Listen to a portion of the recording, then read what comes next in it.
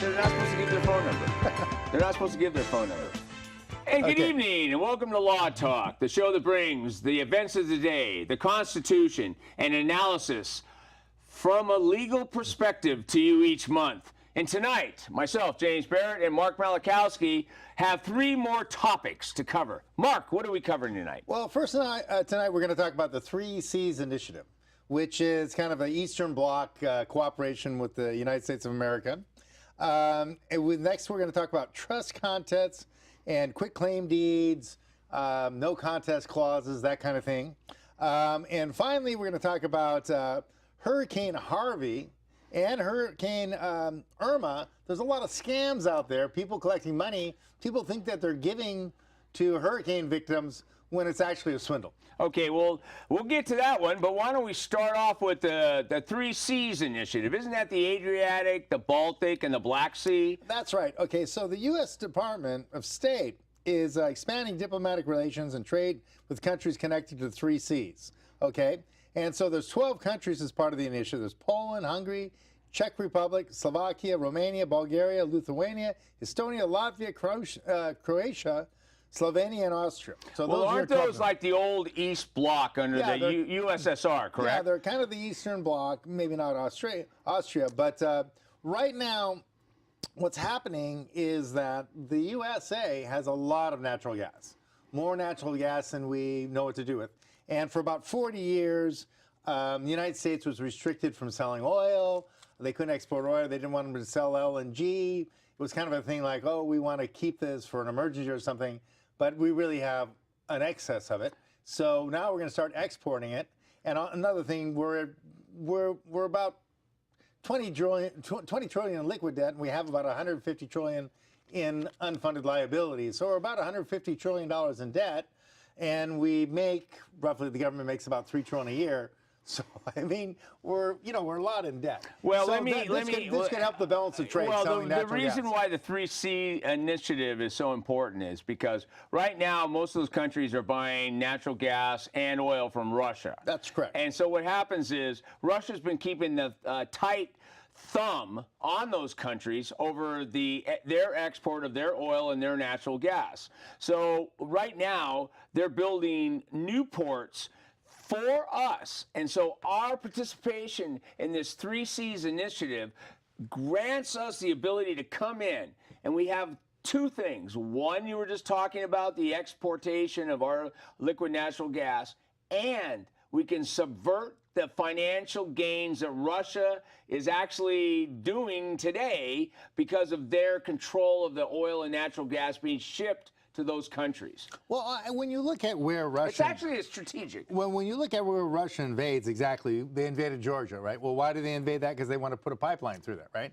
You look at where they invaded in eastern Ukraine. Well, that follows the pipelines and the railroad tracks. So basically, of course, when they invade, like any conquering army, they want to take the transportation system. We got to have the transportation. And the shipping. So really, if you look at that whole eastern sector there, what they took were the pipelines and the railroad tracks. You look at Georgia. So every time they invade, they're securing pipeline routes. So obviously, that's very important to them. And so here's the thing about like a lot of these countries. A lot of these countries, in winter, it's pretty cold. You know, you're talking about minus 15 degrees Fahrenheit or maybe even a little colder, but it's cold there, right? And what happens in a lot of the cities is that the government pumps hot water through every apartment and through every house, right? And so there's radiators for heating, okay? But also the water lines are kept warm, and it's throughout the whole city. Well, that takes a lot of energy to keep the water lines But I'm just saying, warm. if those water lines ever freeze, right, the pipes will burst. And then you've got, okay, when you burst the pipe, you have to shut down the pipeline to fix the pipe. Okay, well, what happens then? Things infuse into there, it contaminates. You get coliform, fecal coliform. People get sick. So you want to keep your water lines flowing, right? And so when there's a altercation between a country and Russia says you're not paying your bill or you're not behaving how you should, they shut off that gas in the middle of winter. Oh, and what happens then? Everything freezes up. Nobody's got any water. Everyone starts getting hepatitis and adenovirus and cholera or whatever because, the water gets contaminated. And, and also you're freezing to death at whatever, minus 20 Celsius or minus 10 Fahrenheit or 5 Fahrenheit. So it's just say it's cold. Well, I'm just saying that's a big method of blackmail. So you're going to do what you're told to do. Okay, if this, if you can ship in United States natural gas, they're independent. Now they're in a position where they can bargain one way or another who they want to buy from. That's part of the strategic part of this. And our current president, Donald Trump, is actually going to this 3C initiative meeting, and there's only 2 countries that aren't attending, and they have some rationale why they're not. But the other 10 are attending this. And what's going on here is this is the capability of the United States to act, like I said a moment ago, to subvert that power and that control that Russia always has wanted to take back the East Bloc. And Putin, because of his position in the government for so long, he's still a visionary. He wants to rebuild the old USSR. And what do you do to do that? You have to do it through force or extortion. And extortion in this case is the energy extortion. And so what happens is, what is amazing is if we can lock in that group of nations, it's almost like a new Warsaw Pact. If we can lock that in, it creates a power block of trade that will serve so many purposes for the benefit of the U.S., plus it'll give strength to a group of countries that have been kind of left out of the Euro Union, kind of, in some ways. Well, yeah, and what it's going to do, we can do with petroleum products what we otherwise would have to do with tanks and jet planes and guns. Nuclear bombs. Yeah. So, I mean, we can, okay, so if you look at Russia, its key balance of trade relies on petroleum products, okay? So, I mean, we can do a lot with selling gas. We need to sell gas. We've got 90 million people out of work in this country, right? We've got 50 million people on food stamps. We have a huge poverty here.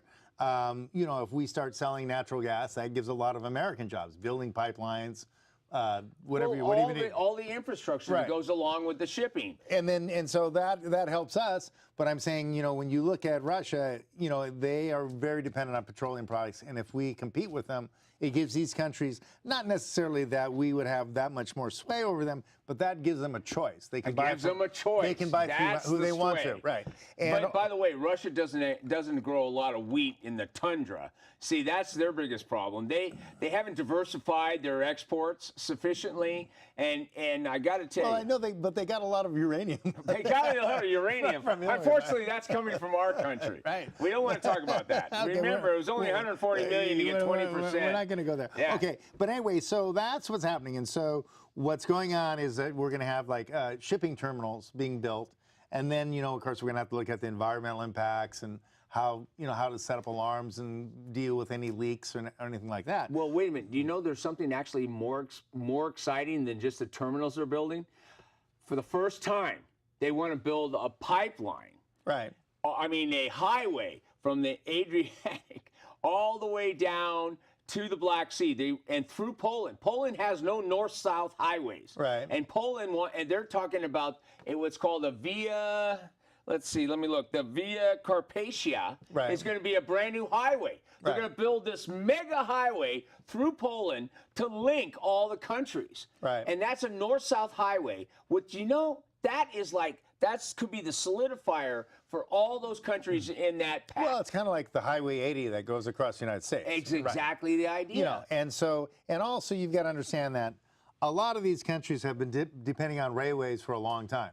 And that was kind of the Soviet way of... The old Soviet way. Well, it was a way of moving things. And basically, the Soviets used the kind of shell... Both the East and West used the shell game of, where's my nuclear missiles, right? Right. And the Soviets put them on trains and moved them around. And the Americans use highways, and they figure highways were a better way to move around your missiles. Well, listen, that leads us into another topic, but let's move on. What's our second tonight? We have something about trusts and quitclaim deeds. Okay, so this is kind of a thing that comes up quite a bit with trusts. And a lot of times you have a trust contest between, like, say, a caretaker, which is a disqualified person, really, and the bloodline. And a lot of times, near the end of someone's life, sometimes up to like 12 hours before they die, they sign a new trust. Hey, yeah, I know. And Wait so- a minute. We're talking about I'm on the hospital bed, and magically, when they're in coma, they're signing a brand new deal. I got this. Okay. I've and seen this too many and times. so this happens quite a bit. Now, And why does that happen? well, that happens for a variety of reasons. Evil intent? Is that any part of it? Well, but the thing is, okay, what they would call Greed? no, it'd be undue influence. But the law looks at wills and trusts, and they say they give a lot of Deference? deference to the writing, because they're saying with this writing, because what they're saying, it's really kind of hard to really force someone to do something by undue influence, and they say persuasion is not enough. You've got to supplant the will of the grantor or the testator or the trustor. I mean, supplant their will. It's not like you're talking them into it, like you really would like this car, you're going to look great in the suit. You've got to supplant their will. And so the court really looks askance at saying, well, this will doesn't count because it was affected by undue influence. And so, you have to have clear and convincing evidence. Clear and convincing is a pretty high standard. Right? Clear and convincing is a high standard. And that's what you have to meet in order to get undue influence. So one way you can get around this if you're a swindler, so instead of having to sign the trust or the will, right, which is sometimes, I mean, that gets very complex, and we'll get into context clause later, but the no contest clause later. But one way around that is it's a little easier to get them to just sign a quitclaim deed. So let's say some swindler is near the hospital bed and says, oh, well, you got to pay your mortgage or you're going to lose your house. And so why don't you sign your power of attorney over to me and I'll take care of your mortgage. But instead of a power of attorney, they get them a quitclaim deed. Or they give them a pile of papers and say, sign here and sign here. The only problem with that, though, is a quitclaim deed needs to have a notary. And the notary has to, Well, you can find a lot of crooked notaries. Now we're jumping right to the crooked notary routine. I don't want to say by that. the way, but notaries aren't that hard to find. by the way, whether or not they're there when the signing even goes on is a whole different story. Well, no, but the issue. You can trust me. No, Yeah, you signed it. okay, the job of the notary is to look at the ID and look at the person and go, is this the person signing it? Yes. The notary doesn't give legal advice to the signer. And well, it depends what community you're in. But they should. Notarial. They ought not. They ought not. Okay, and so a notary's not going to say, well, this is the significance of your signature. Okay, wait a minute. Yeah. I agree with that 100%. All it is like, is this Joe Schmo? Is this Joe Schmo? You got to realize, Mark, that number one, the notary's not supposed to say Jack. The notary is supposed to say, I witnessed Joe Schmo. And here's Joe Schmo's ID. And there's a driver's license. Yeah, I wrote it in the book. Yeah. And there's my thumbprint. Now Yeah. it's a thumbprint for everything. Yeah. Everything real estate's got to be a thumbprint. Right. So you got a thumbprint. He signs his address. They don't even have to fill that part out, but they have to sign the book. Right. And they have to have signed in front of the notary. They're not gonna... So when you're talking about a quitclaim deed, it's not like, oh, here's your mortgage payment. Just sign off. Because the notary's got to say, I saw him sign that. Right. But the funny part is, if the guy is in coma, the guy's not cogent, because technically speaking, you can go, the person that you're asking to sign anything of that level, especially, okay, say an attorney asks somebody to sign that, they're supposed to be able to identify that the person is in the ability and the capability to understand what they're signing. Okay, well, wait a minute. Let's go. Let's go in a little bit detail here. Okay, first of all, signing a will, you don't have to be that on top of. You have to understand that it's a will.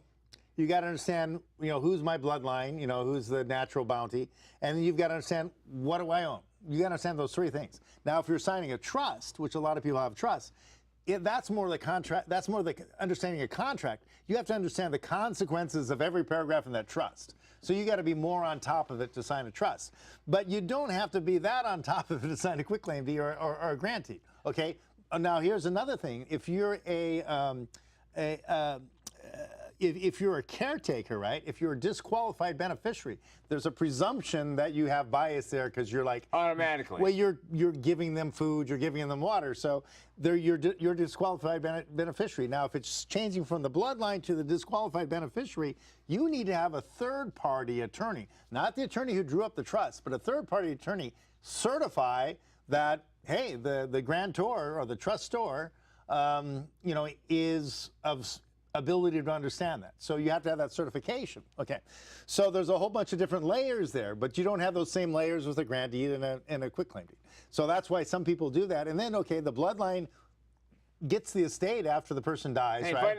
But it's empty. It's gone. It's gone. It's been plundered. It's been plundered. It's been looted. So that's something you have to be careful for. And now, and then you have something called the no contest clause, right? And what happens if you're a wily swindler, you'll probably only take half, right? Because then, you know, the bloodline will go, look, if I do a contest clause and I lose, then I'll lose my half, right? So, but if you're greedy and you take it all, well, why not contest it, okay? But it used to be with your no contest clause in your will, if you wanted a contest, you would say, okay, I'm going to get, you know, declaratory relief on this and ask the judge, do I have standing, okay? Now, what is the level of that standing, okay? It depends on a lot of factors, but some stuff is it a tenable argument, like that's your lowest, 10 or 15%, all the way up to clear and convincing, which could be, you know, more than 51% up to 67, but who knows? Or there's probable cause, which might be 25, 30%. I mean, these numbers are just guesstimates, but, you know, what's the reasonable likelihood that I would succeed in this lawsuit? Okay, well, so you have well, wait a minute. You know that the old definition of contest was always like, it was until the modernization of the law in the last 20, 30 years. Well, 10 years has changed, 10 years ago. Yeah, and well, what happens is, in the old days, it was like, you raise it, you lose it. Now it's not. Now you can raise it all day long, and the judges aren't going to take it away from you. No, but you can still, there's cases where if you do a contest, you could lose your share. Yeah, you're supposed to. That's the concept. Okay. The concept of no contest is you do lose your share. No, but if you're doing a frivolous attack, a frivolous, but where does frivolous? Where is it frivolous? If it's frivolous, is that 10% or 60 or 70%? Well, and also in any will contest, there's maybe 4 or 5 or 6 hurdles. Now, if you're doing if you're doing undue influence, right? Yeah. You've got to be at the clear and convincing evidence, right? If you're just doing, well, nobody's ever heard of this guy and I'm the bloodline, well, maybe you only have to be tenable. So there's a series of arguments in a series of different hurdles and different heights of hurdles you have to cross. Well, before we get to those hurdles, I think what we ought to do is leave that at this point, and we ought to move into our third subject. What is our third subject tonight, Mark? Okay, well, Hurricane Harvey and then Hurricane Irma, which I guess they do everything in alphabetical order. Okay, there's a lot of scams. Okay, and what these scams are is that people go, oh, help the hurricane victims, and the money is either mostly goes for what do they call overhead, convenience fees or administrative costs, and very little that actually goes to the charity, person you're going to help. And right? some amount goes to the charity, yeah, but it's so it might be 3 or 4 or 5, 6% or 10%. Normally it's like in those, it's about 90-some-odd% goes to the overhead. Yeah, and so the administrative fees, the distribution, right. So the new cars. So what happens is that. And so an interesting one of this is Linda Sarsour, who is an interesting individual, and she's called for jihad against the United States. Isn't that Bertha Betty? Yeah, and what jihad against the United States means is they pretty much want to kill every non-Muslim in the United States. And I find that interesting in our country. And so that is what they're calling for. And she is collecting money for jihad against the United States of America and basically bumping off every American who's not a Muslim. And she's calling it the Harvey Hurricane Relief Fund. I know, I understood this. And she's actually, what's funny about this person is, she's actually using the money to support the Muslim Brotherhood. She's not only on one level, she's on obviously our enemy level, but you know what? Hurricane Harvey. No, I'm not What about the little puppies? No, but what about the boats in the streets of Houston? Okay, You've got to give her money. Now, I'm not sure of the tax, you know, what the Harvey Hurricane Relief Fund of Linda Sarsour is, the jihadists, but if it's tax deductible, that means your tax dollars are getting paid to kill you if you're not a Muslim. Well, the problem with that is that I'm sure she didn't spend the time to set up a proper a non-profit. I don't know. It's a 501(c)(3). I don't know what it's. You've got to have. Okay. I don't know. I don't think she's had that time. She's just collecting because she's, Burka Betty. Okay, so what happens here? So anyway, Saucer's Fund is a thinly veiled front for the Muslim Brotherhood jihadist community organizing, which advocates for, this is kind of what she says they do, advocates for Muslim jihadists suffering inequality. Oh, jihadists suffering inequality. So, you know what the problem is? They don't distribute the personal IEDs sufficiently amongst the bombers when they're getting ready to go out during the hurricane. You've got to look at it. Right now, we've got about 10 million ISIS sympathizers in the United States. At least. We've got about 250,000 non-uniformed ISIS, agents, right, that are combatants, non-uniformed combatants. Now, they probably are not going to go for a complete wipeout until they have at least a million. They need a million. They need a million. So what they're doing now are more subtle things. Okay, they're like sniping in police officers, like they're aligning with different Marxist groups, like Miners, who are the other Antifa, and they're sniped. So they have a riot, and they That's throw. funny. Antifa dresses like that. And they throw Molotov cocktails, and they snipe at police. So they're doing these kind of skirmishes right now. And what they're doing, Street violence. They're testing the defenses, right? They're like, blowing up and burning down police stations. Like at the inauguration, they attacked the Peninsula Avenue fire station, right? Wiped out the communications, and then they set, small fires everywhere. They wanted to see what they could do. Well, but basically they're seeing how to wipe out the communications. They're testing the defenses, right? And because we're a free society, we don't have that great of defenses because we want people to have the First Amendment, so they've got great latitude to go and do what they want to do, and go in huge crowds and one thing or another. But anyway, so what they're doing now, for example, what ISIS is doing now is bacteriological and biological warfare. Okay, about 25% of ISIS sympathizers have tuberculosis, okay? A lot of them have hepatitis. In San Diego, there's a hepatitis epidemic, okay? Is that hepatitis A? Hepatitis A. That epidemic, no one's ever seen before. It's foreign hepatitis. We don't have the shots for it. Well, okay, wait a minute. You realize that even our own Border Patrol has talked about how many people that are slipping over the border are not Latino. Right. In fact, what happens is there's training camps in Mexico where they're shaven and they're cut. They grow a mustache, grow a beard to make it look like they're Latino, and then the ISIS guys are coming in right now, but they're paying big bucks to get in. But the point is, the cartels are making a fortune off the ISIS people. But I mean, you got to say, okay, so there's hepatitis A, epidemic in San Diego. If you go to San Diego now, you're probably going to get hepatitis A. It's an epidemic, and it's a strain that we've never seen before. Where's that strain from? And it's not. I like to trace the history of that. It is not from North or South America. That's all we know. Middle East time. It's not from North or South America. Okay. Also, we have tuberculosis. 25% of the ISIS sympathizers have tuberculosis. Well, we thought we had that wiped out. We had it wiped out. We had it wiped out. And until all this illegal alien stuff. But now tuberculosis is incurable, and the medicine you have to take for it is very uncomfortable. It makes you nauseous. People don't like to take it. Legally, you can grab someone and take them to a sanitarium and make them take it. Well, TB is. But it's very bad. It's very contagious. Very contagious. Now, also, if you look at different coffee shops, you look at, not to mention any names, but the green one. The initial is Starbucks. Okay, their fecal coliforms in their coffee is very high. That means their total coliforms, their fecal coliforms are very high. That means people aren't washing their hands when they come back from the bathroom. Okay. So you mean the people that work there. The people that work there aren't washing their hands, and so there's a very high total chloroform count when they test that coffee. I better talk to my little barista okay, about that. And the other thing is, like say, I'm not going to mention any names of the initials of Starbucks. They are preferentially hiring ISIS sympathizers. So they're preferentially hiring people who have tuberculosis and hepatitis A and don't wash their hands, and that is a class action. But it's a hot spot.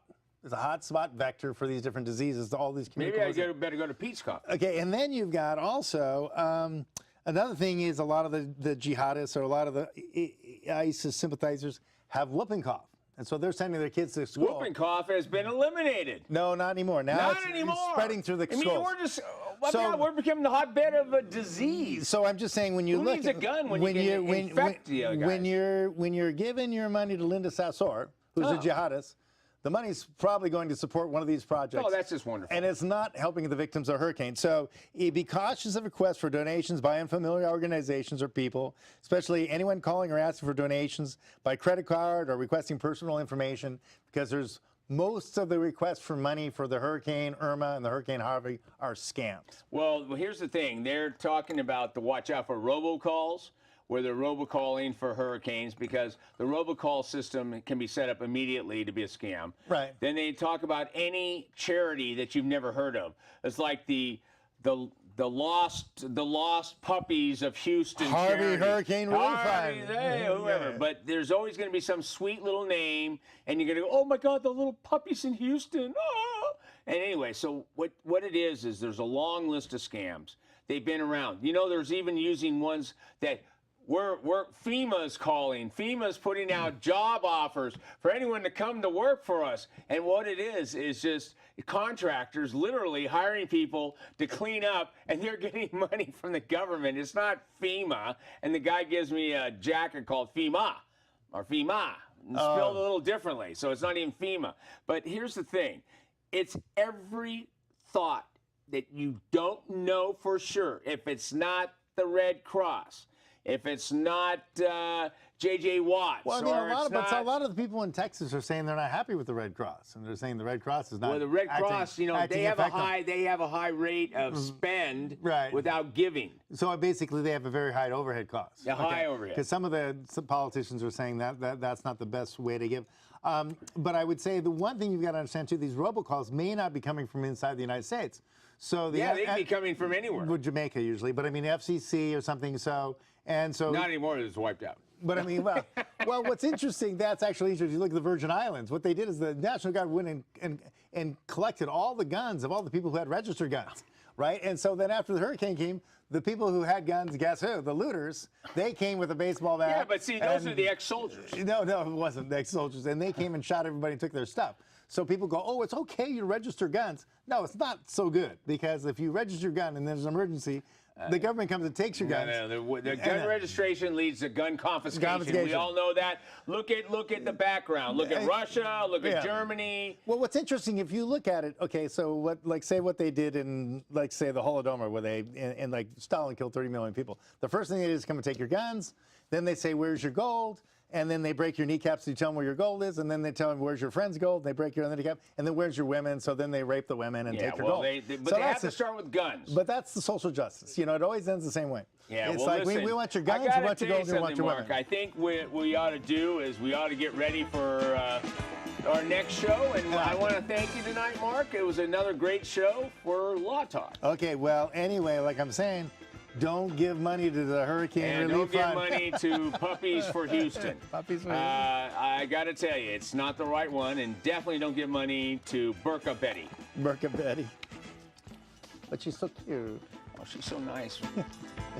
And you know what's funny?